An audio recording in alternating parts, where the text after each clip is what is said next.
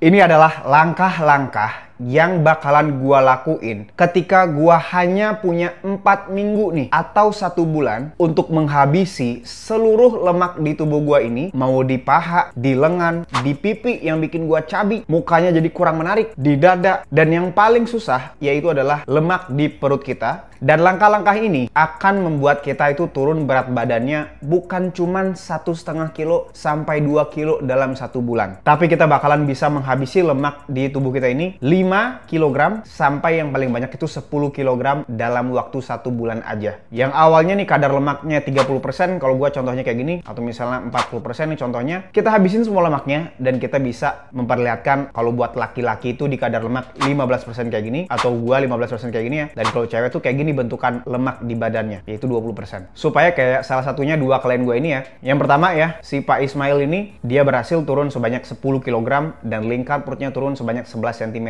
dalam 1 bulan. Gue bimbing langsung gitu ya. Teman-teman bisa lihat dari foto dia di awal, ngirim gambarnya itu tanggal berapa, dan foto setelahnya itu di tanggal berapa. Foto timbangannya pun juga teman-teman bisa lihat tanggalnya berapa dan sesudahnya berapa ya. Atau yang lain nih turun 11 kg selama 5 minggu aja, karena rajin nih ngelakuin salah satu dari langkah yang bakalan gue sampein itu setiap hari tuh laporan ke gue di WhatsApp. Atau buat yang perempuan nih, walaupun beliau umurnya udah 55 ke atas umurnya ya, dan berat badannya obesitas, beliau berhasil turun sebanyak 6 kg. Teman-teman bisa lihat dari timbangan awal ya, tanggalnya tanggal berapa, terus barusan update hari ini ke gue ya, itu sudah beratnya di 77,6, dan juga lingkar perutnya, itu lemak di perut itu jauh mengecil, yang awalnya 103 sekarang udah jadi di 93, turun 10 cm. Ataupun yang satu lagi ya, yang awalnya perutnya buncit, setelah sebulan berat badannya turun 3 kilo ke 45, lingkar perutnya turun 6 cm, dan perutnya jadi langsing banget. Dan menurut dia ini adalah metode yang paling cocok dan paling berhasil. Nah, sebelum ke pembahasan, gue mau disclaimer dulu buat teman-teman. Video ini atau metode ini adalah untuk orang-orang yang benar-benar serius pengen turunin kadar lemaknya, pengen ngubah komposisi badannya, dan pengen jadi jauh lebih sehat. Sehingga apa? Sehingga kita pasti tidak nyaman ketika melakukan hal ini. Cuma nanti bonusnya adalah setelah sebulan kita ngelakuin ya, teman-teman kantor kita bakalan notice semua. Keluarga, pasangan, teman-teman misalnya di komunitas, itu pasti notice kita semakin kurus, mukanya semakin tirus, perutnya semakin langsing. Ada 5 langkahnya ya, tapi nanti setiap langkahnya tadi gua urutin berdasarkan yang dari paling gampang dulu, dan yang paling susah nanti langkah kelima. Apa aja langkah-langkahnya, kita langsung bahas aja. Nah, kalau misal kita mau menurunkan kadar lemak, teman-teman harus memahami bahwa tubuh kita ini harus dikondisikan di keadaan kalori defisit, yang artinya kita mau mengeluarkan itu lebih banyak energinya dibandingkan dengan kita masukin energi, yaitu dari makanan. Jadi artinya apa? Artinya kita wajib mengatur pola makannya, yang kedua pola latihan hariannya, dan juga tidurnya. Oke, itu dulu gue mau sampein pemahaman dulu. Supaya nanti apa? Supaya nanti kita sukses dietnya. Oke, dan kita akan mengubah tadi ya hal-hal fundamental 3 tadi. Nah, langkah yang pertama yaitu apa? Ini yang paling biasa dulu. Kita wajib untuk stop dulu mengkonsumsi yang manis-manis. Contohnya apa? Minuman manis. Yaitu apa? Contohnya es kopi, es teh manis, minuman boba manis. Pokoknya apapun minuman yang ada kalorinya, minuman kemasan manis, jus manis, jus manis. Kita mau stop dulu. Supaya apa? Supaya nanti tubuh kita ini bisa berada dalam keadaan kalori defisit dengan lebih agresif lagi, dengan lebih banyak defisitnya. Sebenarnya kita boleh-boleh aja minum manis, tapi hasilnya tidak seperti yang gua janjikan. Karena apa? Karena kalau kita misalnya masih minum minuman manis di program kita, makanan-makanan sehat itu akan kebanting rasanya, dan kita tidak termotivasi untuk makan lebih sehat. Kita ketarik terus sama kecanduan manis ini, yang membuat kita pengen manis terus, pengen minum terus. Layaknya narkoboy, kita pengen terus nih. Karena apa? Karena manis. Oke? Tapi setelah kita mulai stop tuh ya, stop sama sekali stop, kita bakalan apa? Melatih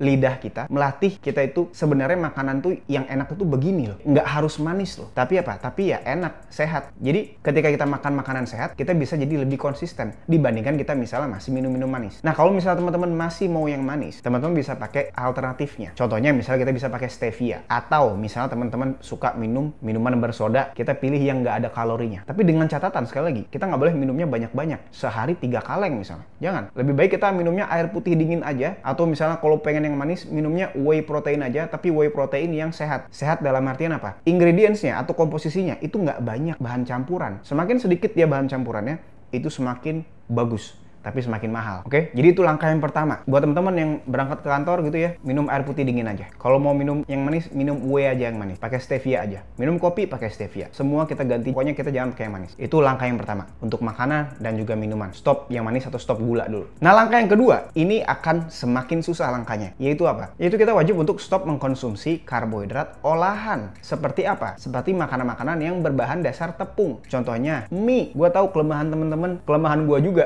Bakmi, roti, kue, donat. Pokoknya apapun makanan yang berbahan dasar tepung. Kenapa? Karena tepung itu adalah karbohidrat olahan melalui pemanasan dulu, sehingga nanti kalau kita konsumsi itu naikin gula darahnya itu tinggi. Selain juga kalorinya juga tinggi. Jadi kalau teman-teman misalnya punya penyakit diabetes atau pre-diabetes gitu ya, kita wajib stop dulu makanan-makanan yang ada tepungnya. Contoh misalnya kita makan apa? Makan ayam goreng isi tepung. Ya, kita nggak usah makan tepungnya. Oke? Atau kita masak sendiri ayamnya. Termasuk juga karbohidrat olahan lain seperti contohnya junk food ya, yang ada di minimarket, chips-chips gitu ya, wafer, apapun ataupun makanan lain. Kita wajib stop dulu ya. Untuk selama sebulan ini kita stop dulu sama sekali. Jangan ada itu. Di meja makan kalau ada itu buang. Di kulkas ada itu sumbangin. Ya pokoknya jangan sampai ada di penglihatan kita. Karena kita bukan Ronaldo, Pak. Kalau Ronaldo, dia badannya udah ideal, tingkat kedisiplinannya ya itu tinggi. Oke? Kita nih orang-orang biasa kayak kita harus apa? Strategis. Gue jamin juga Ronaldo di rumah dia nggak ada tuh, di depan rumah dia ada tepung makanan yang nggak sehat, nggak mungkin. Jadi kita mau jangan dulu kalah di rumah kita atau di lingkungan kita dengan cara apa? Membersihkan lingkungan kita dari makanan-makanan yang ada karbohidrat olahan. Tapi bukan berarti ini kita setiap seumur hidup ya kita nggak makan itu. Kita boleh-boleh aja. Ini untuk teman-teman yang misalnya mau nikahan, ya kan? Mau photoshoot, kita mau foto, gitu. Kita mau ada acara, mau ketemu orang gitu ya. Kita nggak mau dijudge sama orang lain. Kita maunya dijudge-nya hidupnya sehat. Ya wajib di stop dulu ini. Nah, bukan karbohidrat olahan aja nih yang kita harus batasin. Karbohidrat alami seperti nasi, ubi, dan juga buah-buahan manis seperti pisang yang tinggi kalori dan juga sayur yang tinggi karbo juga ya. Contohnya jagung, labu. Itu pun kita wajib batasi juga. Kita mau 20-50 gram aja per hari. Tapi kalau teman-teman mau hasilnya itu dengan paling cepat dan kita bakalan langsung menggunakan lemak di tubuh kita sendiri sebagai energi, teman-teman bisa stop juga tuh. Bersamaan juga kita stop mengkonsumsi karbohidrat olahannya. Nah, langkah yang ketiga ini bakal lebih susah karena ini berkaitan sama uang atau duit. Yaitu apa? Yaitu kita wajib untuk memenuhi kebutuhan protein kita, dan proteinnya itu harus dari hewani. Nggak boleh dari tempe dan tahu. Alasannya kenapa? Karena tempe dan tahu itu proteinnya sedikit, ada karbohidratnya, lemaknya nggak bisa dipisah. Kalau hewani karbohidratnya 0, proteinnya tinggi, lemaknya bisa dipisah atau bisa disedikitin. Artinya rasio nutrisi dan rasio kalorinya itu lebih baik di hewani. Dia nutrisinya tinggi tapi kalorinya sedikit dan kita bisa adjust nih. Wajib dari hewani. Contohnya apa? Sapi. Kayak gue nih biasanya nih kalau gue lagi cutting banget nih ya, gue makannya sirloin nih, steak, tapi nanti lemaknya yang sendiri yang gede-gede gue nggak makan. Gue makan lemaknya yang bersama dengan daging aja. Atau misalnya daging giling yang gue jadiin bakso 100% daging ya. Misalnya paha ayam filet gitu. Tuh gue makan setiap hari. Oke, sampai kenyang. Jadi langkah yang ketiga, kita wajib memenuhi kebutuhan protein kita, yaitu berapa? Biasanya 50-100 gram protein di sekalinya makan. Kita mau makan 2-3 kali supaya kebutuhan hariannya itu terpenuhi. Nah, kenapa langkah ketiga ini wajib dilakukan? Karena kalau kita mengkonsumsi protein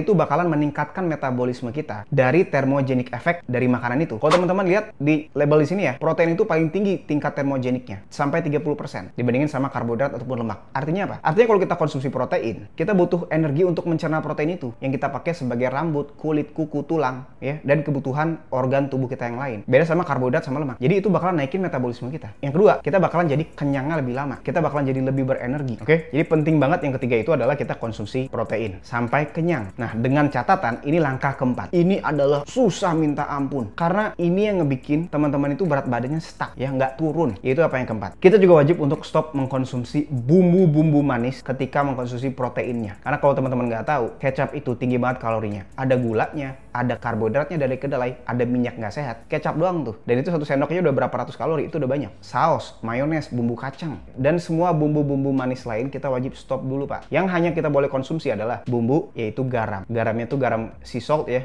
dan juga teksturnya yang kasar biar penyerapan sodium lebih cepat. Dan itu bakalan ngebantuin kita pada saat diet supaya kita nggak lemes, pusing, ataupun keliangan. Karena biasanya kalau nanti kita diet ini berat badannya turun banyak, ada berat air juga yang turun, cairannya turun. Sehingga kita wajib menggantikan cairan itu supaya kita nggak pusing ataupun lemes di minggu-minggu awal. Oke, jadi itu yang keempat tuh. Kita wajib stop dulu bumbu-bumbu manis selama sebulan ini. Ya kita makannya pakai garam, pakai rempah-rempah, pakai lada, merica, itu boleh. Pakai misalnya cabe, itu boleh. Tapi cabe bikin sendiri ya. Jadi nggak boleh banyak-banyak juga. Nanti kalau GERD, nanti malah kumat lagi. Pakai bawang sedikit banget, itu nggak apa-apa. Tapi kalau bawangnya satu bawang gini ya, itu lumayan. Karbohidratnya ada 10-15 gram. Ya jadi harus sedikit juga. bawang dan lain-lain. Yang aman tuh garam, lada, merica. Tapi yang paling aman itu garam aja. Nah, langkah yang kelima, ini yang paling susah nih. Yaitu apa? Yaitu kita wajib untuk mengeluarkan energinya lebih banyak. Oke, tadi kita udah ngatur tuh energi yang masuk itu seberapa banyak, bla bla bla. Udah tuh, udah lengkap. Supaya lebih banyak lagi defisitnya, kita wajib untuk mengatur pengeluaran energinya. Yaitu dari apa? Dari program latihan, terdiri dari 3 latihan. Dan satu lagi ini nggak wajib sih. Terutama buat perempuan, ini nggak wajib. Tapi kalau buat laki-laki, ini wajib. Yang pertama adalah program latihan kardio formal. Artinya apa, Bang? Artinya kita wajib untuk jalan kaki di atas treadmill. Oke. Kenapa di atas treadmill itu membedakan dengan jalan kaki yang kedua, program latihan kedua, yaitu adalah kardio informal. Atau kita jalan kaki di medan datar, kayak di mall misalnya ya. Atau misalnya di parkiran gitu, kita